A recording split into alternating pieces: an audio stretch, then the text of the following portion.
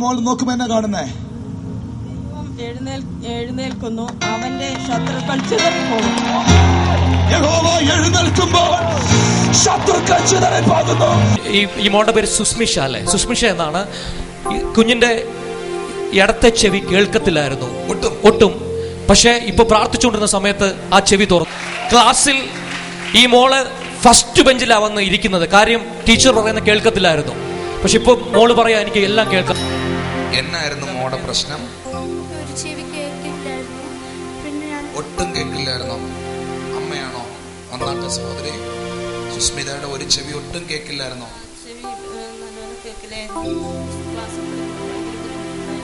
മോടെ ഈ ഒരു ചെവിയെ കേൾക്കത്തുള്ളായിരുന്നോ?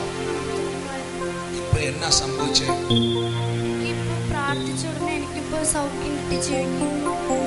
അതിപ്പോ കേൾക്കാം.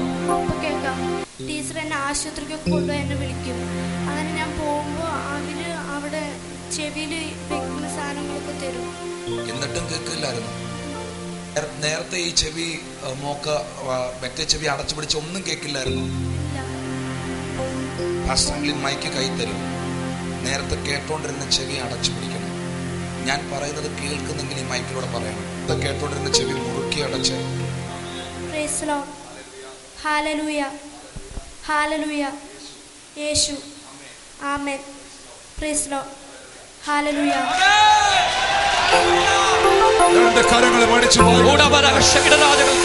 പാസ്റ്റർ, ഈ ബ്രദറിന്റെ പേര് സുനിൽ എന്ന, സിസ്റ്ററിന്റെ പേര് സുനു. ഇവര് അബുദാബിയിലാണ് വർക്ക് ചെയ്യുന്നത്. റാന്നി എന്ന സ്വദേശത്ത് ഇപ്പം താമസിക്കുന്നത്. ഇവർ 4 വർഷമായി മാരേജ് കഴിഞ്ഞിട്ട്, പക്ഷെ കുഞ്ഞുങ്ങളില്ലാതെ ഭാരപ്പെടുകയായിരുന്നു. കഴിഞ്ഞ ഓഗസ്റ്റിൽ ഇവിടെ ആദ്യമായിട്ട് കടന്നു വന്നു. നമ്മുടെ ഇവിടെ പാസ്റ്റർ തലയിൽ കൈവച്ച് പ്രാർത്ഥിച്ചു. സിസ്റ്റർ ഇവർ വീണ്ടും അബുദാബിക്ക് പോയി. സിസ്റ്റർ തിരിച്ച് സാക്ഷ്യം പറയാനായിട്ട് വന്ന 2 മാസം ക്യാരിങ് ആയി. പാസ്റ്റർ, നിങ്ങൾക്ക് എത്ര വർഷമായി തലമുറകളില്ലാതെ ഭാരപ്പെടുക? 4.5 വർഷമായി കുഞ്ഞുങ്ങളില്ലായിരുന്നു. ട്രീറ്റ്മെന്റ് എടുത്തായിരുന്നോ? എന്നാ ഇവിടെ വന്ന് പ്രാർത്ഥിച്ചേ? പ്രാർത്ഥിച്ചു.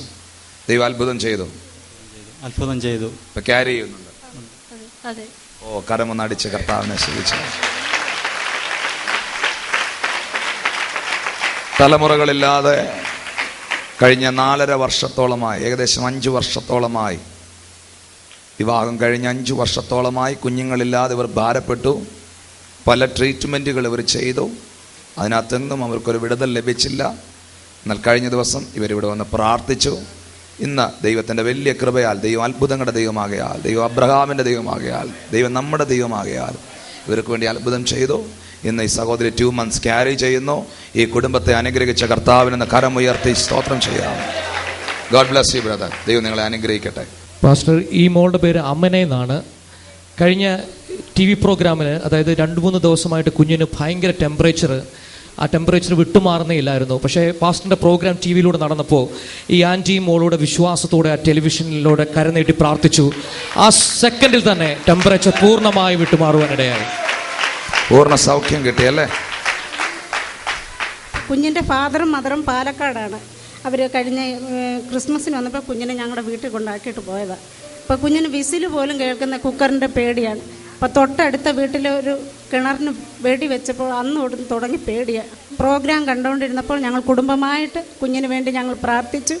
ഇവിടെ യോഗത്തിന് കടന്നു വന്നു. കുട്ടിക്ക് നല്ല സുഖം കിട്ടി. അന്നേരം ടെമ്പറേച്ചർ മാറി. കരമൊന്നടിച്ച് ചേർന്ന് കർത്താവിന് നന്നായി കരങ്ങളടിച്ച് ദൈവത്തെ സ്തുതിച്ചു. പെട്ടെന്നൊരു ഒച്ച കേട്ട് ഈ അമല എന്ന് പറയുന്ന മോള് പേടിച്ചു. ആ പേടിയാൽ പനിയുണ്ടായി. അത് വിട്ടുമാറാതെ തന്നെ നിൽക്കുമായിരുന്നു. നല്ല ടെമ്പറേച്ചർ ആയിരുന്നു ഇന്നലെ വൈകുന്നേരം വരെയും.